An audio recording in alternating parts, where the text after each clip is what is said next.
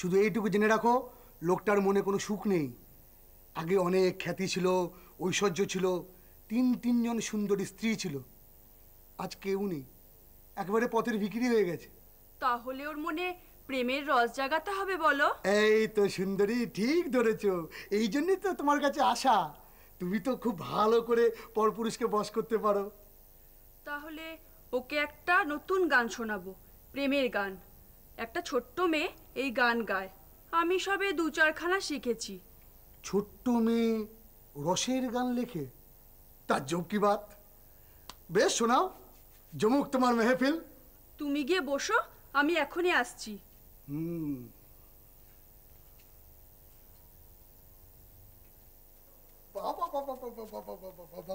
ঠাকুর, আজ আপনার কি সৌভাগ্য ঠাকুর। কমলি ভাই আজ নতুন একটা মহব্বতের গান শোনাবে। আর সেই গানটা লিখেছে নাকি একটা বাচ্চা মেয়ে। বাচ্চা মেয়ে? হ্যাঁ, ওই আসছে।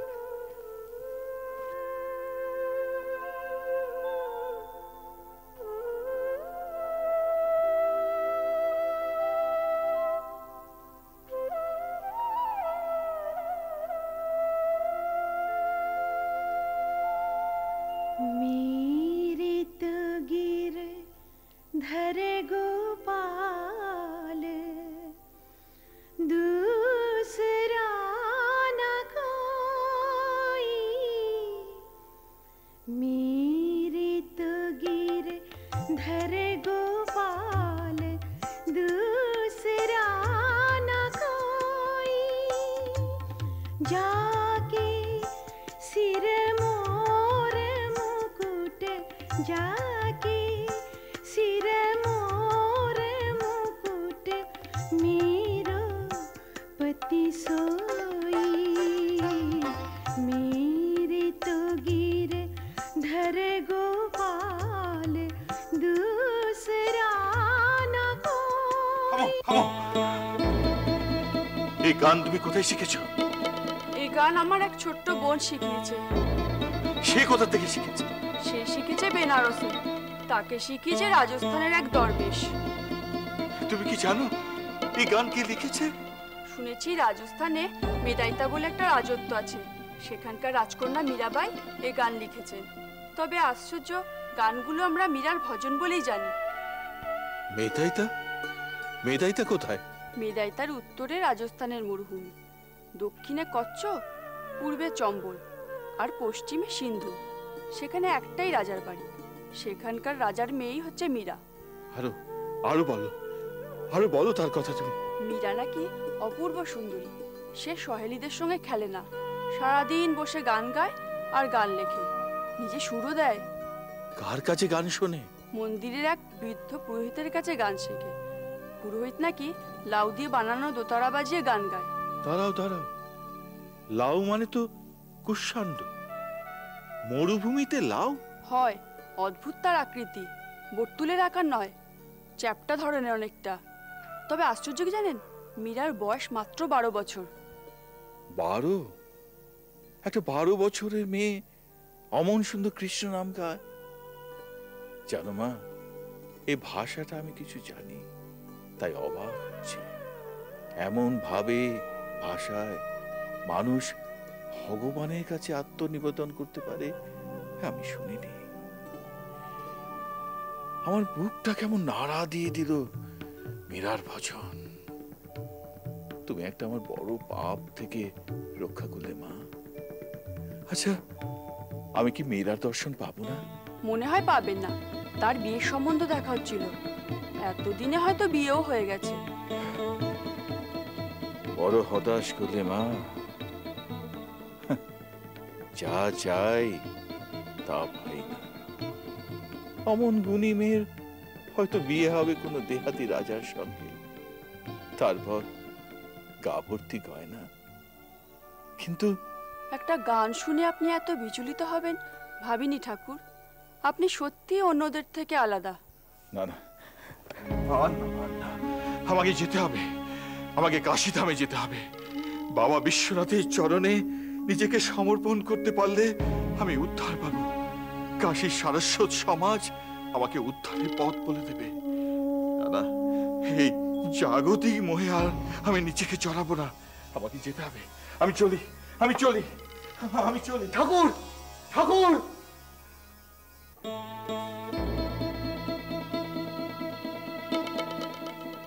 এ কমলি ভাই, কমলি ভাই, এ তুই কোন রসের গান শোনালি রে? এ তো কৃষ্ণলীলা। এই লোক যদি আর না ফেরে না, আমি তোকে আস্ত রাখবো, এর কথা বলে দিলাম, মনে রাখিস। ঠাকুর, ঠাকুর! ধন্য মীরাবাই, তোমার গান শুনে পাপী আর পাপ করে না। তোমায় প্রণাম। ও অধিকারী ঠাকুর, আপনি ব্যাপারটা বুঝতে পারছেন না এখনো? কোথাকার এক ফোঁটা মেয়ে মীরাবাই, তার গান শুনে আপনি এরকম শোনার মতো সুযোগ হারাবেন? না না, আমাকে আর বলো না। ভুলে গিয়েছিলাম ধন সম্পত্তি, খ্যাতি, মান সম্মান সব মিথ্যে, সত্য শুধু ঈশ্বর। মুক্তি মানুষের একমাত্র কাম্য। আরে রাখুন তো আপনার ওসব বড় বড় কথা। একবার ভেবে দেখেছেন কোন পরিচয়ে বেঁচে থাকবেন বাকি জীবনটা? উদ্ধার না পেলে আমি আর বাঁচতে চাই না।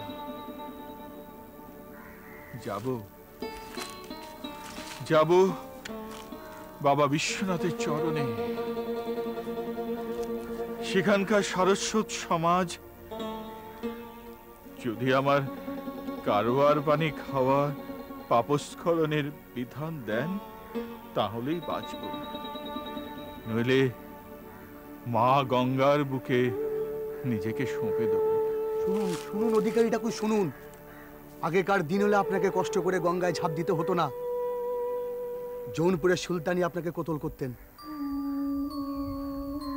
হুসেন শাহ আপনার একমাত্র শত্রু, দিল্লির একমাত্র অধীশ্বর আপনাকে সসম্মানে রাজপথ দিতে চান। আপনি গৌড় রাজমহলের বিভিন্ন রাজপথ, গলি, নদী, কেল্লা হাতের চেটোর মতন চেনেন। ইব্রাহিম লোদির আপনাকে বড় প্রয়োজন।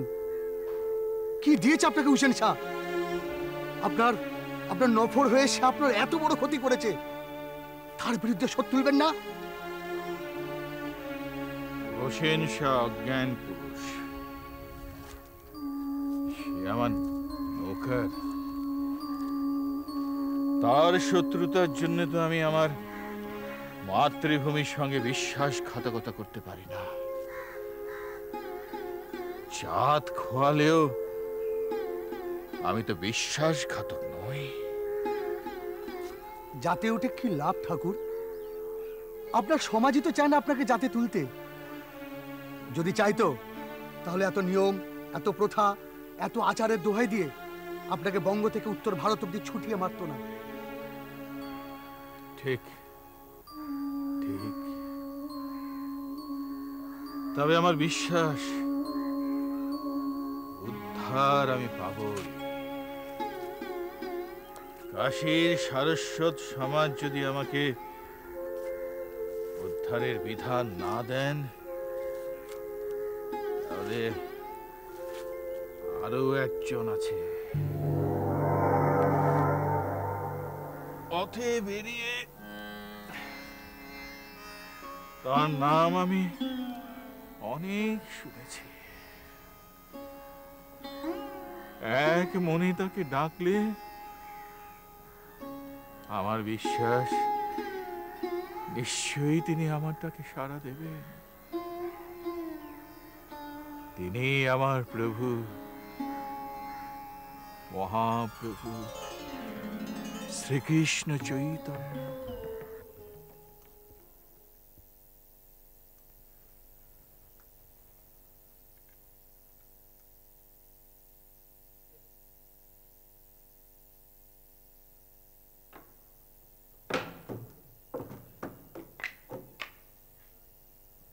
জয় জগন্নাথ দেবের জয়, জয় মহারাজ প্রতাপ রুদ্র দেবীর জয়। আসুন আসুন সার্বভৌম বাসুদেব।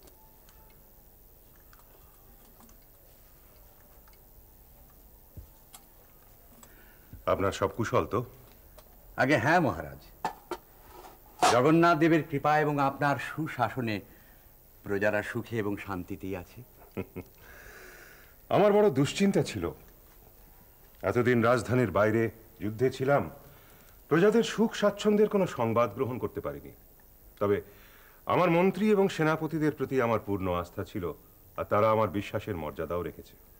মহারাজ, হাতের 10টা আঙুল যেমন সমান নয়, তেমনি আপনার সকল মন্ত্রী এবং সেনাপতিরা সমান বিশ্বস্ত নয়।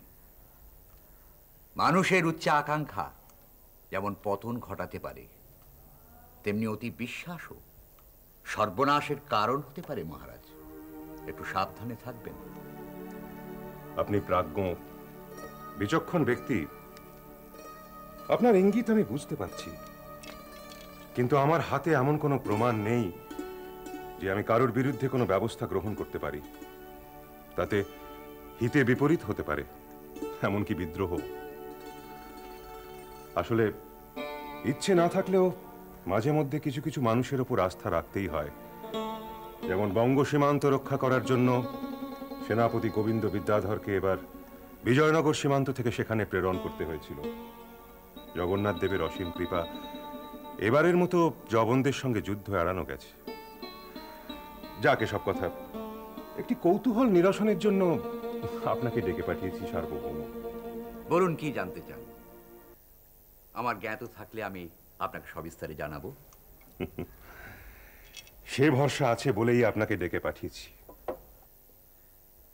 আমি জানতে চাই বঙ্গদেশ থেকে আসা সেই নবীন সন্ন্যাসী সম্পর্কে। এরই মধ্যে তার কথা আপনার কানে পৌঁছে গিয়েছে মহারাজ। এমন একটা সংবাদ কখনো গোপন থাকে? উদ্যানে সুগন্ধি পুষ্প প্রস্ফুটিত হলে তার সুবাস কি বদ্ধ রাখা যায়? বলুন সেই নবীন সন্ন্যাসীর কথা। শুনেছি তিনি কন্দর্প কান্তি, তাকে দেখলেই নাকি শ্রদ্ধায় মাথা অবনত হয়। আপনি ঠিকই শুনেছেন মহারাজ, তিনি সত্যি মহামানব। আপনিও বলছেন এ কথা? তাহলে তো দর্শন করতে হয় সেই নবীন সন্ন্যাসীকে। আপনি তাকে কটকে আমার রাজপ্রাসাদে নিয়ে আসুন। মহারাজ, তিনি সন্ন্যাসী, নির্জনে সাধন ভজন করেন। আর মহারাজ, আপনি তো নিজেই জানেন যে সন্ন্যাসীর রাজদর্শন নিষিদ্ধ। এমনকি তিনি নারীর মুখ পর্যন্ত দেখেন না। তাহলে আমি তার দর্শন পাবো কি করে? আমি চেষ্টা করব মহারাজ। রাজ গরিমা ছেড়ে আপনি যেদিন পথে নামেন, অর্থাৎ সেই রথযাত্রার দিন, জগন্নাথ দেবের কৃপায় আপনাদের মিলন সম্ভব হতে পারে। এক সম্পূর্ণ অপরিচিত সন্ন্যাসীর জন্য মনে এত ব্যাকুলতা এর আগে কোনোদিন অনুভব করিনি। মনকে শান্ত করুন মহারাজ। তিনি এখন পুরী ধাম ছেড়ে দক্ষিণ দেশে রওনা হচ্ছেন, সেখানকার দিন দুঃখী আতুর মানুষকে উদ্ধার করার জন্য। তবে আমি তার দর্শন পাবো কি করে? আমি কি তার কৃপা লাভে বঞ্চিত হব?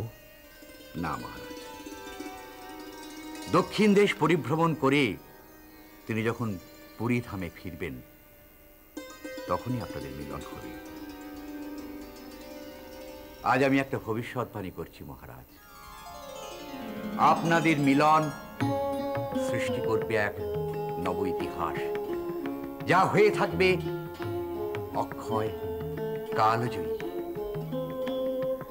মানুষ মনে রাখবে সর্বত্যাগী সন্ন্যাসী এবং রাজর্ষি প্রতাপরুপ্ত দেবের মিলনকে।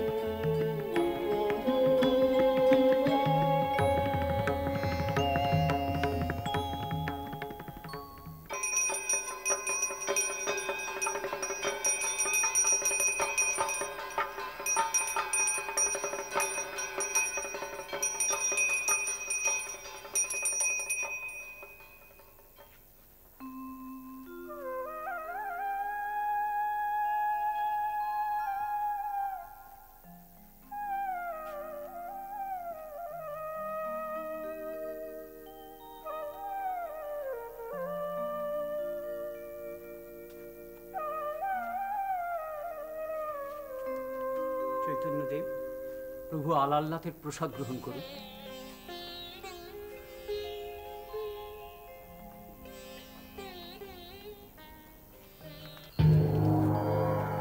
এ কি প্রভু, আপনি আপনি এক্ষুনি চলে যাচ্ছেন?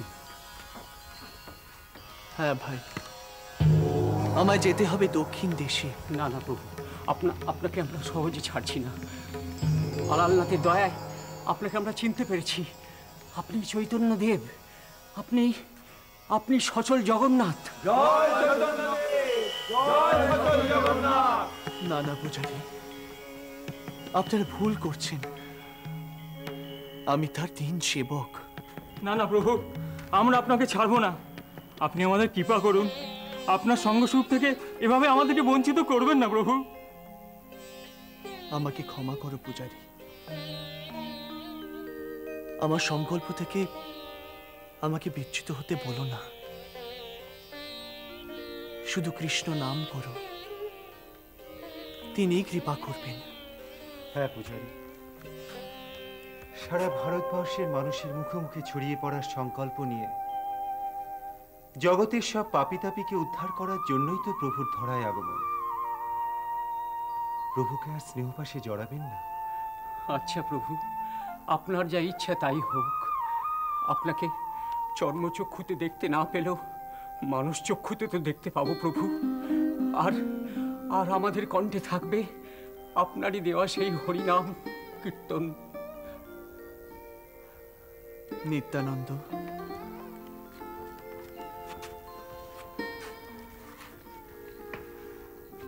এবার আমাকে বিদায় দাও সখা, আমি আমার কাছে যাই। এসো প্রভু, আমরা তোমার পথ চেয়ে নীলাচলে বসে থাক। তোমাকে বিদায় দেওয়া যে কি কঠিন তা মুখের ভাষায় প্রকাশ করে। আমার হৃদয় চিরে যদি তোমায় দেখাতে পারতাম।